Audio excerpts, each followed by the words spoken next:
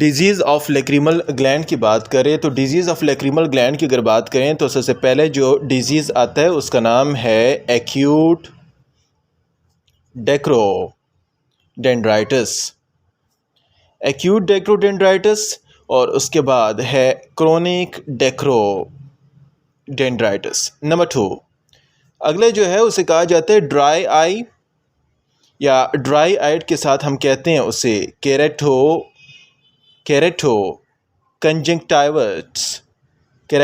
Conjunctivitis caeca. केरेटोकंजक्टिवाइटिस caeca अगली disease है जिसे हम सिंपली ड्राई आई भी कहते हैं। And number 3 one is the lacrimation, जिसमें क्या होता है, जिसमें इंक्रीज टीयर प्रोडक्शन हो जाए। तो acute dacryoadenitis, chronic dacryoadenitis. Third one is the dry eye which is keratoconjunctivitis sicca. और the fourth one is the lacrimation, जो किससे, लेक्रीमल ग्लैंड या लेक्रीमल सिस्टम से रिलेटेड डिजीज़ हैं। तो सबसे पहले हम पढ़ते हैं एक्यूट डेक्रोडेंड्राइटिस किसे कहते हैं। एक्यूट डेक्रोडेंड्राइटिस नाम से ही जाहिर है जिसमें क्या हो, जिस डेंड्राइटिस में एक्यूट इन्फ्लेमेशन हो। The dendritis in which there is a acute inflammation of what? Acute inflammation of lacrimal gland हो, उसका नाम क्या है, उसका नाम है acute डेक्रोडेंड्राइटिस। अभी इसका काजिज़ की बात करें, किन किन काजिज़ की वजह से होते हैं। नंबर 1, या तो ये वायरल काजिज़ से होगा। वायरल काजिज़ में क्या आते हैं, वायरल काजिज़ में मम्स आते हैं, वायरल काजिज़ में इन्फेक्शियस मोनोन्यूक्लियोसिस आता है। मम्स या इन्फेक्शियस मोनोन्यूक्लियोसिस ये वायरल काजेज़ हैं, इनकी वजह से ये एक्यूट डेंड्राइटिस होगा। या वायरस के साथ आपको पता होना चाहिए, या फिर इसके अलावा बैक्टीरियल काजेज़ होंगे। या तो ये वायरल काजेज़ की वजह से होता है, या तो ये बैक्टीरियल काजेज़ की वजह से क्या होता है, एक्यूट डेक्रोडेंड्राइटिस होता है। इसमें क्या होता है, इसमें आपको पता होना चाहिए, फीचर्स में कि यहाँ पर क्या होता है। एक्यूट डेक्रोडेंड्राइटिस के फीचर्स क्या। नंबर 1 फीचर्स में आपको पता होना चाहिए कि पेनफुल आई होती है। आई में अपर और लोअर आईलिड जो है वो पेन आता है, उधर पेनफुल होती है। And there is a discomfort, painful and discomfort in upper and lower eyelids में जो होता है वो पेन होता है। नंबर 2 आईलिड में पेन होने के साथ साथ जो आईलिड होते हैं इट आल्सो गेट स्वॉलन, ये आईलिड स्वॉलन होते हैं। और स्वॉलन के साथ आपको पता होना चाहिए they R S shaped curved, ये कर्व्ड होते हैं किस तरह, एस शेप। नंबर 3 थर्ड की अगर बात की जाए तो उसका नाम है आईलिड जो है, eyelid it will displace downward, इनकी डिस्प्लेसमेंट हो जाती है कहाँ, इनकी डिस्प्लेसमेंट हो जाती है डाउनवर्ड, नीचे की तरफ। And there is a painful proptosis, जिसे हम पेनफुल प्रोप्टोसिस भी कहते हैं। तो फीचर्स में क्या आपको पता होना चाहिए कि पेनफुल आईलिड होती है, डिस्कम्फर्ट होता है, स्वॉलन आईलिड होती है, एस शेप्ड कर्व्ड हो जाती हैं, और आईलिड डिस्प्लेसमेंट उनकी हो जाती है डाउनवर्ड्स। अब ये फीचर्स हैं। इसकी ट्रीटमेंट की अगर बात करें तो ट्रीटमेंट में आप क्या करेंगे, ट्रीटमेंट में अगर आईलिड में क्या है, अगर आईलिड में if there is a purulent infection, पस प्रोड्यूसिंग इन्फेक्शन है या पुरुलेंट इन्फेक्शन है, तो उस पुरुलेंट इन्फेक्शन को आपने ट्रीटमेंट करना है। लोकल एंटीबायोटिक आपने दे देने हैं, एंटीबायोटिक देने, और या एंटीबायोटिक के साथ जो वायरस के ख़िलाफ़ है या कुछ वायरल हैं तो एंटी वायरल दे देने। नंबर 2 दूसरे जो है, अगर पेन हो रहा है तो पेन के लिए क्या देना है, पेन के लिए there will be a systemic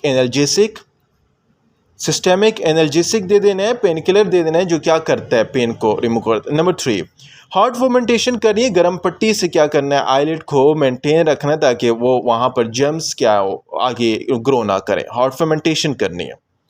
and number 4 अगर कोई पस प्रोड्यूसिंग कोई चीज़ बनी है तो उसकी क्या कर देनी है, तो उससे इंसिजन करना है। एंड इंसिजन करने के साथ उसकी क्या कर देनी है, ड्रेनेज कर देनी है।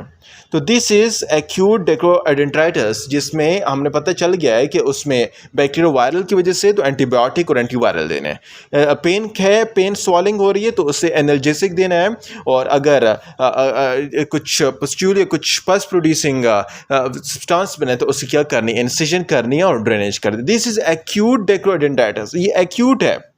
लेकिन अगर ये कुछ लॉन्ग टाइम के लिए हो जाए, this will be converted into the chronic dacryoadenitis. अच्छा, अभी क्रोनिक की अगर बात करें तो क्रोनिक डेक्रोडेंड्राइटिस किसे कहते हैं?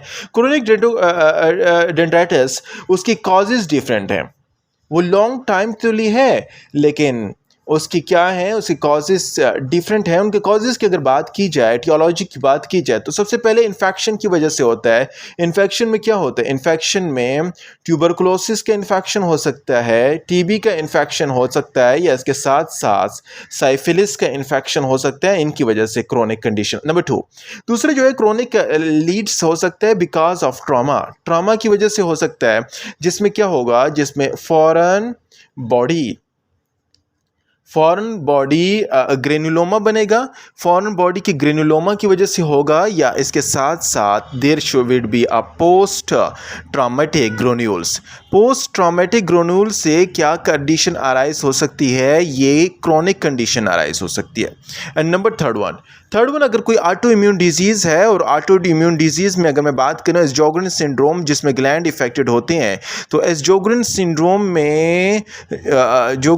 में क्या होता है? जोगरेन सिंड्रोम में ऑटो इम्यून सिस्टम में इसमें क्या होता है? ग्लैंड इफेक्ट हो जाता है। नंबर 4, अगर कोई अननोन कॉज है, अगर अननोन कॉज की बात कीजिए, कोई अगर सर्कोइडोसिस है या एमाइलोइडोसिस है, वो कंडीशन है, या कोई सेकेंडरी कॉजेज हैं, तो उनकी वजह से भी ये कंडीशन अराइज हो सकती है।